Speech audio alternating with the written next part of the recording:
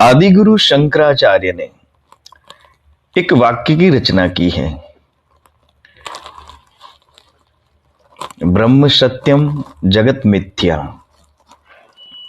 यानी ब्रह्म ही एक सत्य है और जगत मिथ्या है।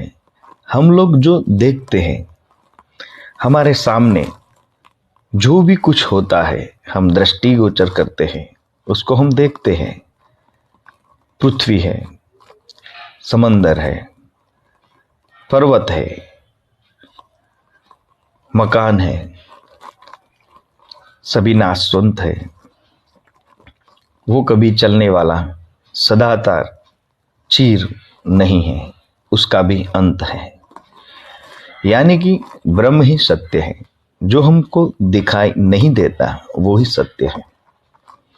इसीलिए आदिगुरु शंकराचार्य ने कहा, ब्रह्म सत्यम जगत मिथ्या। जगत का नाश होने वाला है, एक समय आएगा उसका भी विनाश हो जाएगा। ऐसा होता है। पहले कितने भी संस्कृतियां थी, रामायण हो, महाभारत हो, सभी का उस समय का काल था, लुप्त हो गया। फिर से नया कुछ बना। यानी कि आत्मा यानी ब्रह्म तो है, पर जगत मिथ्या है। वो नष्ट होता है, फिर से नया बनता है। अब आदिगुरु शंकराचार्य ने एक दूसरी बात भी की, अहम ब्रह्मास्मि, यानी मैं ही स्वयं, मैं ही ब्रह्म हूं। ये अभिमान करने वाला या अहम करने वाला ब्रह्म नहीं, ब्रह्म यानी कि परमात्मा मेरे अंदर है। मैं ही ब्रह्म हूं।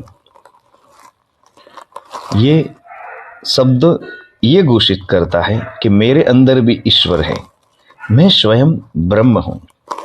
उसका मतलब ये नहीं है कि सामने वाले के अंदर भगवान या ईश्वर नहीं है। प्रज्ञानाम ब्रह्म अर्थात सभी में ब्रह्म है, यानी कि मुझ में भी ईश्वर का वास है, सामने वाले व्यक्ति के अंदर भी ईश्वर का वास है। यह वाक्य ब्रह्म को परिभाषित करता है और वेद भी ब्रह्म की ही चर्चा करता है। वेद भी कहता है कि ईश्वर मनुष्य के अंदर नहीं, सर्व प्राणी के अंदर ईश्वर का वास है। आदिगुरु शंकराचार्य ने यह वाक्य लिखते हुए कहा है, ब्रह्म सत्यम जगत मिथ्या, यानी ब्रह्म ही एक सत्य है और जगत मिथ्या है। अहम ब्रह्मास्मि अर्थात मैं ही ब्रह्म हूँ।